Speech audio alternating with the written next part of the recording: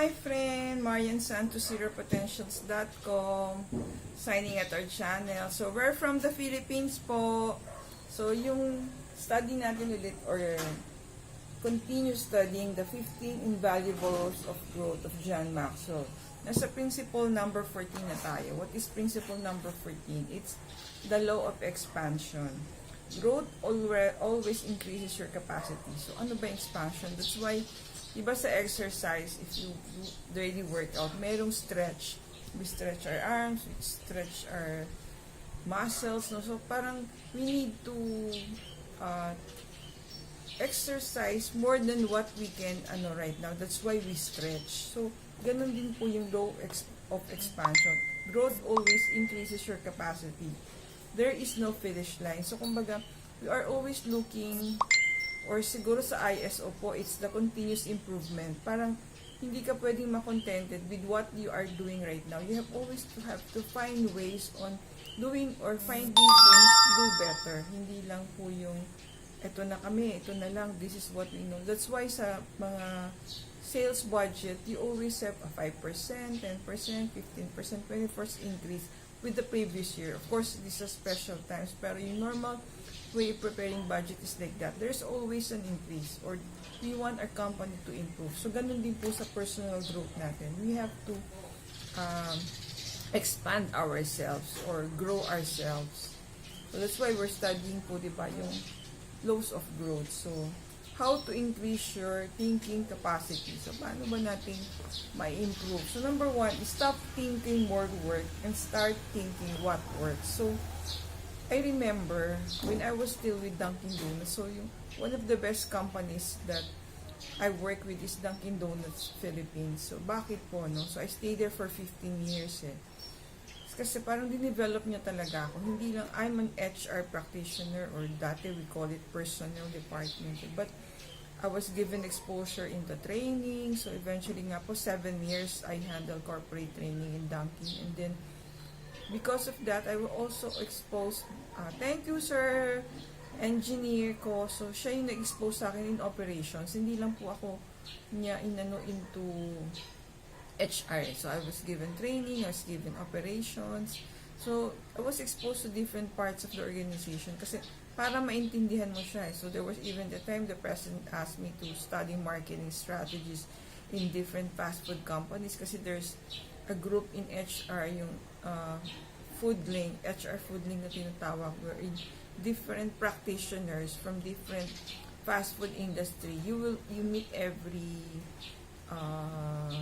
month, once a month, discussing about yung mga challenges mo as an HR practitioner sa jobs, and then exchanging best practices and yung mga background checks.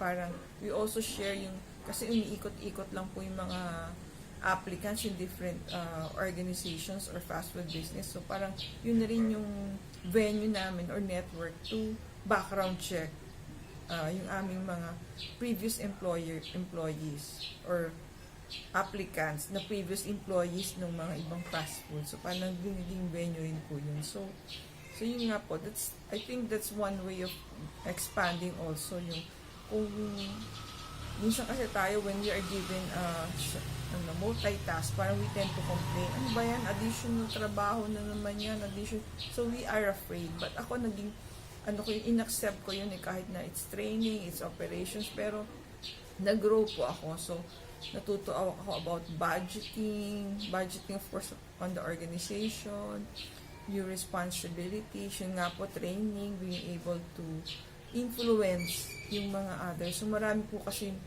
mga employees na na-expose ako because of yun nga, of my other side responsibilities or multitask. So, number 2, stop thinking, can I? Start thinking, how can I? So, minsan kasi diba yung we tend to concentrate on our limits. So, sabi niya nga is expand. So, let's open ourselves to new opportunities by asking yung question na how can I, instead of asking can I do it. Number 3, stop thinking one door and start thinking many doors. So just take the opportunities that was open to up to me sa Dunkin' when I was still there. So, merong HR nga po, training, operations, marketing. So, when I transferred to another companies na I was given responsibilities, na-adapt ko pa rin po yung mindset ko when I was still in Dunkin'. So, even if I stopped, I think, for 4 years before I work again. So, nandun pa rin po yung in my blood, the work experience and the challenges that I encountered in Dunkin' that in-apply ko po sa next companies ko. So, I was able to develop mga sales rallies and team building na wala po dun sa dati kong company. But we were able to start these activities because of my exposure to Dunkin' Donuts. So, wag po tayong matakot to be given new responsibilities. Sa HR ako, hindi naman ako training, hindi naman ako operations eh. Parang, why will you give me that responsibility? So, kung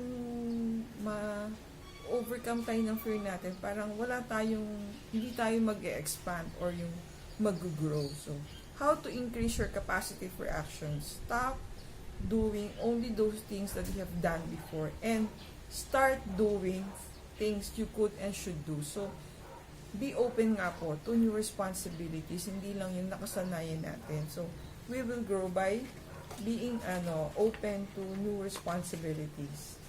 So, how to we increase? Number 2 is stop doing what is expected and start doing more than expected.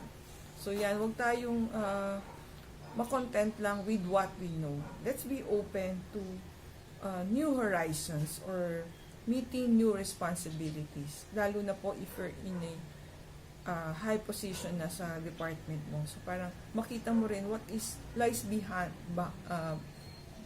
your department. Hindi lang po yung what is your responsibility. Number 3, stop doing important things occasionally and start doing important things daily. So, dapat daw po araw-araw. So, ano po ba yung example ng important things daily na hindi natin ginagawa? So, ano ba yan? So, let's try to see. Sabi niya, choose and display the right attitude. So, importante po na yung right mindset nandun sa atin. Kasi, we may be hesitant kasi if we don't have the right attitude. So, choose and display the right attitudes. Then, number 2, determine and act on important priorities. So, ano ba yung priorities niyan? So, I think one of our videos we discuss about values. So, ayan po yan.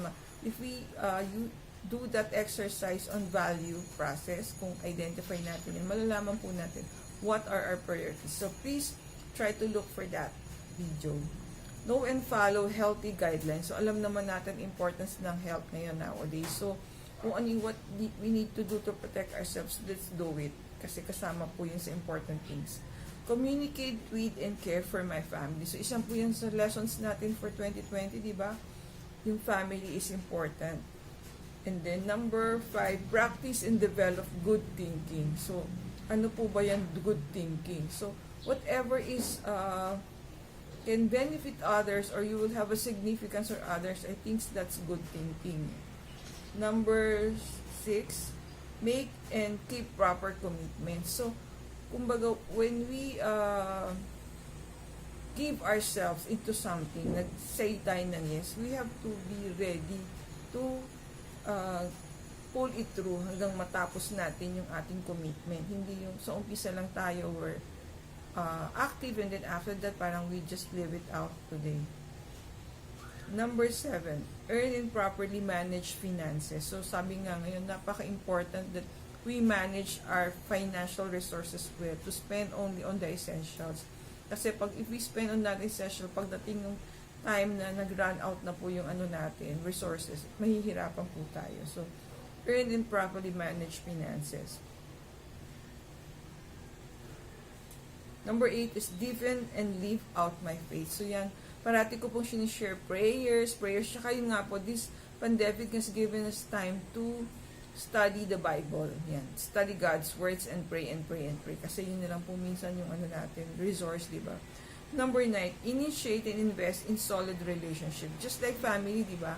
Yung relationships natin is very important. We go to the right people na mag-influence our life to be a better person or mag-grow tayo positively. Number 10, plan for and model generosity. So, yun nga.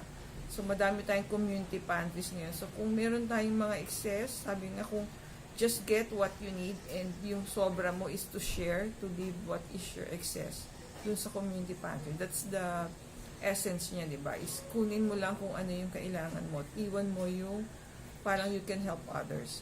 Number 11, embrace and practice good values. So, kanina sabi ko, identify natin what is important to us. So, family ba yan? God ba yan? Work ba? Friends? Gadget ba? Social media? So, depends on us. Last but not the least, seek and experience improvement. So, na-share ko nga po kanina yung continuous improvement. Sa ISO po, lagi pong sinisik yan eh. Continuous improvement. You're looking for ways on how to better achieve yung results that you already attained. So, ano pa ba yung kaya mong gawin with what you have already na success ka ngayon? Stay safe, everyone. God bless you all. Sana natuto po tayo for today's sharing of principle number 14, which is the lower expansion. God bless you all. Thank you for watching. Please subscribe to support our channel.